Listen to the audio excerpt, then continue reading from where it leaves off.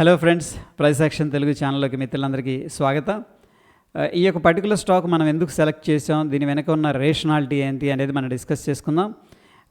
Godfrey Philips 4540కి వచ్చిందంటే by చేయొచ్చు అని చెప్పేసి చెప్పుకోవడం జరిగింది. అయితే ఫ్రెండ్స్ 4550 అనేది ఎందుకు మనం మెన్షన్ చేసుకున్నాం అండ్ ఇది బై లిస్ట్లోకి ఎందుకు వెళ్ళింది అనేది ఒకసారి చూద్దాం. సో ఇక్కడ ట్రెండ్ లైన్ కనిపిస్తుంది, ఇక్కడ ఒక మార్నింగ్ స్టార్ ప్యాటర్న్ కనిపిస్తుంది. సేమ్ చార్ట్ అనమాట, వీక్లీ మనం పోస్ట్ చేసుకుంది కూడా వీక్లీ టైం ఫ్రేమ్లో. నేను ఒకసారి దీన్ని తీసేస్తున్నాను. అయితే ఫ్రెండ్స్ దీంట్లో మనం అబ్జర్వ్ చేసారో లేదో, ఆ టైంలో వాల్యూమ్స్ కూడా ట్రాక్ చేయాలి. వాల్యూమ్స్ అనేది చాలా ఇంపార్టెంట్ కీ రోల్ అనేది ప్లే చేస్తుంది. చూడండి, ఇక్కడ హ్యూజ్గా వాల్యూమ్స్ అనేది పార్టిసిపేట్ చేసిన ఈ స్క్రీన్ షాట్లో. ఓకే, ఎనీహౌ ఆ లెవెల్స్ దగ్గర మనం ఎందుకు బయింగ్ అనేది చూసామనేది ముందుగా చూద్దాం.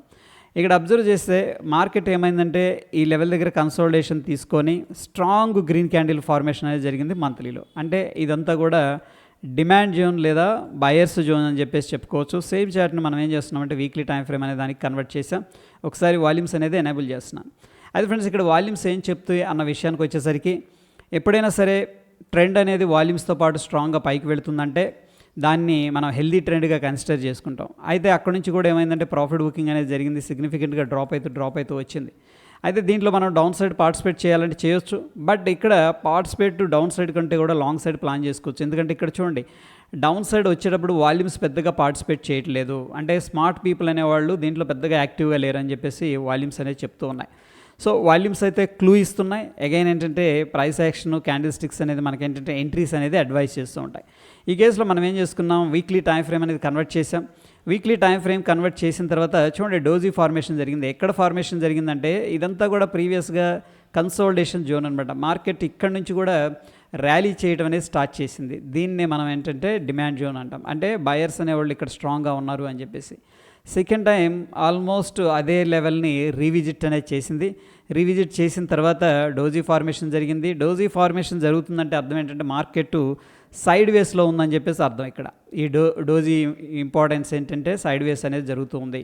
అయితే ఫ్రెండ్స్ ఎప్పుడైతే ఒక కన్సోలిడేషన్ నుంచి మార్కెట్ అనేది బ్రేక్అవుట్ జరుగుతుందో ఏదర్ సైడు, దాన్ని బట్టి మనం అక్యుములేషన్ డిస్ట్రిబ్యూషన్ అంటాం. ఈ కేసులో ఇక్కడ ఏం జరిగిందంటే అక్యుములేషన్ జరిగింది. అంటే ఏంటంటే బిగ్ ప్లేయర్స్ అనేవాళ్ళు క్వాంటిటీ అనేది హ్యూజ్గా బై చేశారని చెప్పేసి అర్థం అనమాట. రైట్. అయితే ఫ్రెండ్స్ ఎప్పుడైతే ఈ యొక్క కన్సోలిడేషన్ రేంజ్ బ్రేక్అవుట్ అయిన తర్వాత మళ్ళీ రీవిజిట్ కానీ చేసిందంటే అది గుడ్ బై అని చెప్పేసి చెప్పుకోవచ్చు. అంటే super buying opportunity. Okay, so ఎగ్జాక్ట్గా ఏం జరిగిందంటే స్టాక్ సెకండ్ టైం అదే లెవెల్కి రీవిజిట్ చేసింది. మళ్ళీ అక్కడ బయర్స్ అనేవాళ్ళు యాక్టివేట్ అయ్యారు. ఒకసారి డైలీ టైం ఫ్రేమ్లో కానీ మనం చెక్ చేసుకున్నట్టయితే మనం చూసిన కన్సోలిడేషన్ జోన్ ఇది. ఓకే, కన్సోలిడేషన్ జోన్ నుంచి ఈ క్యాండిల్ ఏం చేసిందంటే బ్రేక్అవుట్ చేసింది.